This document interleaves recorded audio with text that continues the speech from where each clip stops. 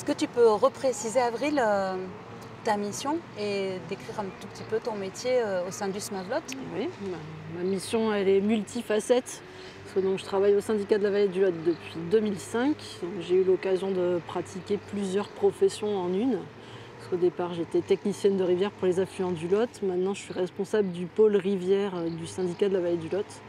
Et entre-temps, il y a eu une grande progression de mission puisqu'on est passé de l'entretien des affluents à la gestion globale des bassins versants.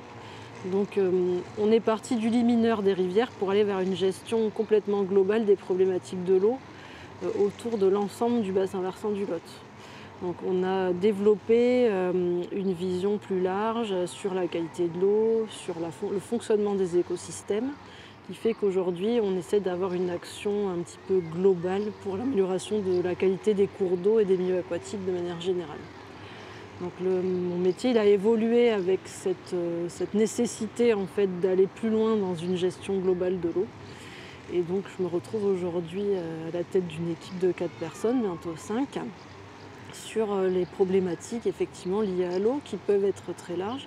Ils peuvent aller de la qualité des eaux au sens physico-chimique du terme, jusqu'à la qualité des milieux aquatiques, en passant par les usages, le développement de la baignade, le bien-être, l'accès à la rivière, la découverte des milieux aquatiques, la sensibilisation, tout ce qui a trait de près ou de loin à la question aquatique, on va dire. Est-ce que tu pourrais nous donner aussi quelques éléments sur le fonctionnement de l'équipe du SMAVLOT?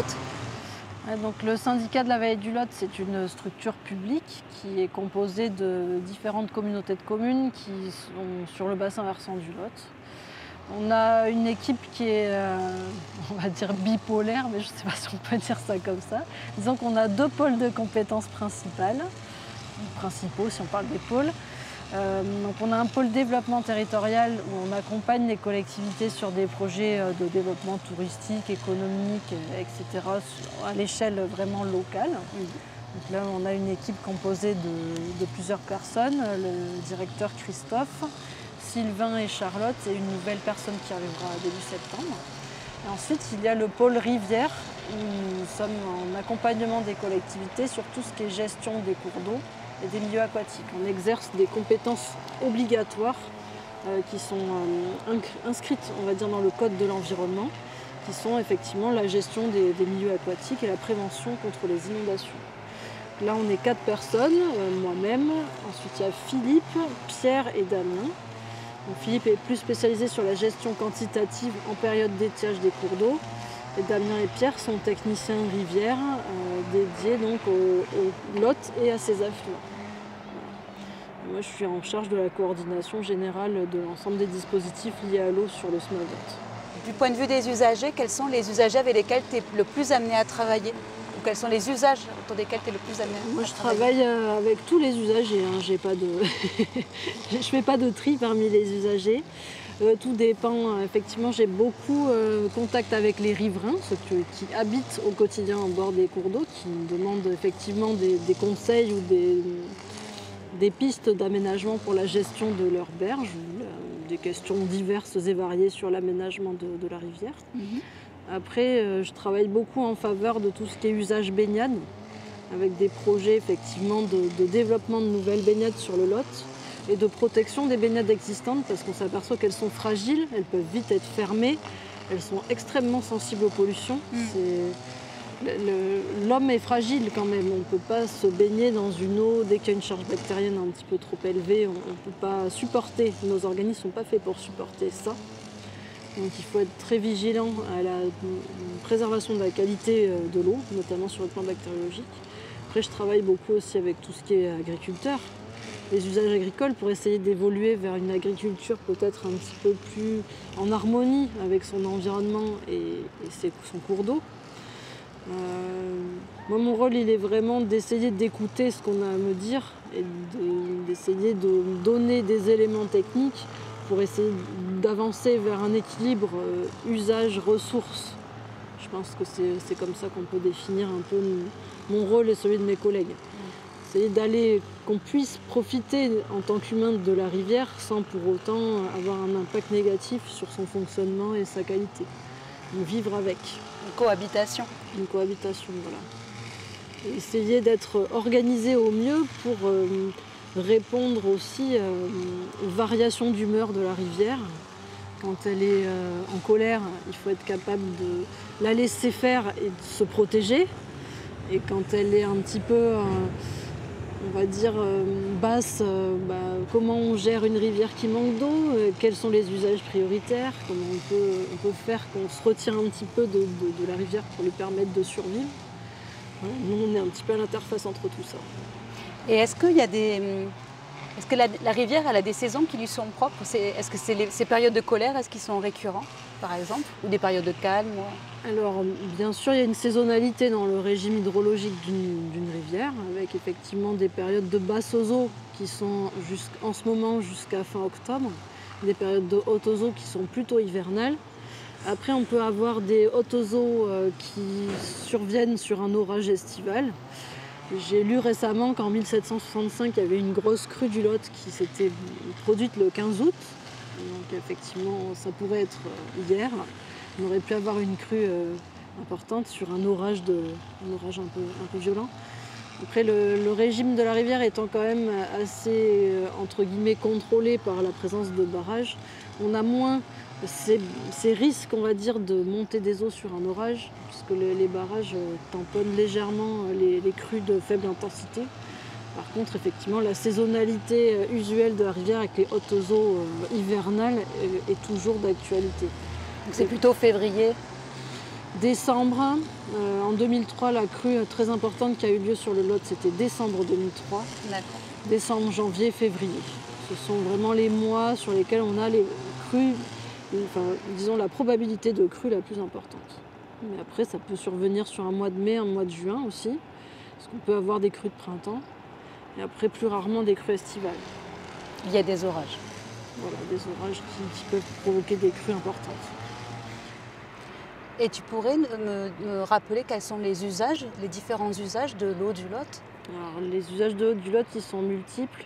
On a des usages qu'on estime vitaux et nécessaires, qui sont donc l'eau potable et l'assainissement, qui sont vraiment les usages de base du cours d'eau, donc avec 2 grosses prises d'eau potable à Villeneuve et à Pinel-Autorive, donc qui desservent quand même à elles 200 000 habitants, donc un tiers de la population du département. Et ensuite, on a les usages assainissement. Donc la rivière sert d'exutoire aux eaux usées de l'ensemble des communes, qui bien sûr passent avant dans des stations d'épuration. Mais la rivière permet un nettoyage, enfin une épuration de l'eau par son fonctionnement même. Donc ça, ce sont vraiment les 2 usages vitaux nécessaires à la santé humaine et à la vie humaine, on va dire. Et ensuite, il y a les usages qu'on dit récréatifs, donc l'accès à la baignade, l'accès à l'eau pour la promenade ou le nautisme ou la pêche, donc qui ne sont pas considérés comme des usages vitaux, mais qui néanmoins, dans une projection au regard du changement climatique, sont pour moi des usages vitaux et nécessaires, notamment la baignade, puisque le corps a besoin d'être rafraîchi en forte chaleur. Et le Lot, c'est un endroit où on peut faire ce genre de choses. Et après, il y a les usages aussi nécessaires à la production agricole. Donc, tout ce qui est pompage à destination de l'agriculture et à destination de l'industrie, notamment l'industrie agroalimentaire. Donc là, on a, par rapport à l'eau potable, on va dire qu'on pompe 100 fois plus d'eau pour l'irrigation que pour l'eau potable. Donc, ce sont des volumes très impressionnants, très importants. Donc c'est un usage qui est non vital comparé à l'eau potable, mais qui néanmoins est nécessaire pour les cultures et qui aussi est économiquement un des moteurs de l'agriculture du département. Donc l'agriculture est l'usage le plus consommateur, on va dire, et c'est également la partie c'est la plus grosse pression sur les milieux aquatiques dans le département aujourd'hui. Ce qui est normal puisque le rapport surface agricole, surface urbaine, il y a effectivement beaucoup plus de surface agricole que de surface urbaine dans ce département. Donc voilà, les usages principaux sont ceux-là. Il y a un autre usage auprès duquel on se trouve, c'est l'usage pour la production d'hydroélectricité. Oui. Donc ça fait partie effectivement des usages. C'est plus la consommation d'eau, enfin l'utilisation de l'eau effectivement par les barrages est importante. Et c'est un usage qui aussi a des impacts forts sur le milieu. Donc il y a plusieurs centrales hydroélectriques dans le département, des grosses, des petites. Il y en a qui sont situées sur des barrages très importants comme Villeneuve, Fumel ou Castelmoron. Et il y en a d'autres qui sont sur des usines qui sont implantées dans les anciens moulins meuniers qui étaient sur le Lot historiquement. Donc la production hydroélectrique est très importante aussi sur la rivière et permet d'assurer tout ce qui est usage. L'hydroélectricité, c'est surtout utilisé pour la production d'électricité en période de forte consommation. Il y a une production de fond et après la production hydroélectrique vient alimenter les pics de consommation le matin et le soir quand les gens ont la plus forte consommation électrique. Parce que c'est une réserve qui est mobilisable de manière immédiate, contrairement à une centrale nucléaire qui produit sur le long terme. Donc effectivement, c'est un usage important, autant au niveau énergétique qu'économique dans la région. Et c'est un usage qui a joué un rôle important dans la configuration de cette rivière, il me semble. Alors effectivement, les barrages ont donné au Lot la morphologie qu'il a aujourd'hui, donc une succession de plans d'eau séparés par des barrages. Donc là, on se trouve effectivement à l'interface entre le barrage avec un plan d'eau très calme à l'amont et une configuration du Lot comme on a devant nous qui est plus similaire à ce qu'elle était avant la construction des barrages. Donc une rivière moins large, moins profonde avec plus de courant. Mais la transformation de la rivière est profonde. Et donc on a une rivière qui aujourd'hui nous apparaît sur une certaine configuration mais qui n'a rien de naturel, on va dire, entre guillemets, ou originel en tout cas par rapport à ce qu'elle était basiquement. Et à ce qu'elle serait si elle n'avait pas été transformée par l'homme. On a de fortes profondeurs, on a jusqu'à 12 mètres de fond à l'amont du barrage, on a des fosses jusqu'à 18 ou 20 mètres de fond même sur certains endroits, alors qu'on a une rivière qui normalement devrait faire à peu près 3-4 mètres de profondeur, 7-8 mètres au maximum, on va dire, dans sa configuration initiale, naturelle. Voilà. Et au-delà de la profondeur, qu'est-ce qui changerait s'il n'y avait pas les barrages ? Alors les barrages ont plusieurs impacts sur la circulation des poissons et des sédiments. Le problème pour les poissons, évidemment, c'est qu'ils se trouvent face à un mur, hein, on se doute bien quand on voit la hauteur du barrage. Donc ils ne peuvent pas remonter, donc tout ce qui est population migratrice sont fortement perturbés. J'entends par là les anguilles, les saumons, les aloses, les truites de mer qui avaient leur zone de ponte qui était située dans les zones amont des barrages sur le haut des rivières et qui aujourd'hui ne peuvent plus du tout remonter. On a des populations très très perturbées. De la même manière, les lamproies marines également remontaient de l'estuaire jusque dans les zones ici et ne peuvent plus venir se reproduire dans ces zones-là. Donc évidemment, s'il n'y a pas de reproduction, il y a moins de population de poissons, donc les populations chutent. Et après, on a un autre problème, c'est le transit sédimentaire, puisqu'une rivière a un équilibre sédimentaire, elle va aller gratter les reliefs en amont des cours d'eau et transporter une certaine charge de sédiments qui lui permet de canaliser et dissiper son énergie tout au long de son trajet. Et là, ces sédiments se retrouvent bloqués finalement derrière les barrages, s'accumulent et la rivière à l'aval n'a plus cette charge sédimentaire et donc va éroder les berges pour essayer de récupérer ce transit et amener ces sédiments vers là où elle veut les amener, c'est-à-dire à l'océan. Donc l'impact, il est global puisqu'on parle beaucoup aujourd'hui de crise du sable. Effectivement, les côtes sont fortement érodées par déficit aussi d'apport de sable par les fleuves et les cours d'eau vers la mer. Donc ça, c'est une crise qui est mondiale et qui est en partie liée à la transformation des cours des rivières en amont. Donc là, on assiste tout à fait à ce phénomène avec aucune possibilité de transit sédimentaire vers l'aval, mis à part quand il y a une crue importante. Là, par exemple, en février 2021, on a assisté à une crue qui revient à peu près tous les 20 ans sur le Lot et on a eu un transport et un apport de sable extrêmement fort qui a permis de faire transiter toute cette matière vers l'aval. On a eu des dépôts de sable très importants, des mouvements de sédiments. Donc là, on voit que la rivière a réussi finalement à quand même réaliser ce transfert. Malgré tout, étant donné que le Lot est aménagé jusqu'à sa source, on a peu de transit sédimentaire grossier. On va avoir du sable qui va transiter, mais peu de galets ou de gravier vers l'aval. Donc on a quand même ce déficit global de la sédimentation depuis les années 60 du fait de l'érosion, enfin du manque d'érosion et de transport de la rivière. Alors ça se ressent sur le Lot, ça se ressent sur la Garonne, puisque la Garonne a tendance à s'enfoncer, pareil, elle n'a pas l'apport de sédiments des affluents. Donc le lit de la Garonne ne se sédimente plus et s'enfonce, ce qui peut provoquer un tas de conséquences sur les constructions, les infrastructures, les voies ferrées, etc. Donc on a une espèce de crise sédimentaire globale qu'on perçoit assez peu parce que finalement l'évolution elle se fait centimètre après centimètre, année après année. Donc il faut vraiment le surveiller pour s'en apercevoir. On ne le voit pas au quotidien. Mais sur une crue, sur un événement climatique, on peut avoir des drames qui se produisent et qui sont liés à ce déficit sédimentaire. Notamment la destruction de digues de protection par érosion des berges ou ce genre de phénomène qu'on a pu observer sur Aiguillon, Port-Sainte-Marie cette année, sont totalement liés à ce déficit. C'est intéressant parce que quand tu parles de la rivière, tu dis, tu parles, elle parle, enfin quand tu en parles, elle est actrice. Elle réussit à faire son lit. Tu parles de quelqu'un qui a vraiment une action, presque une intention.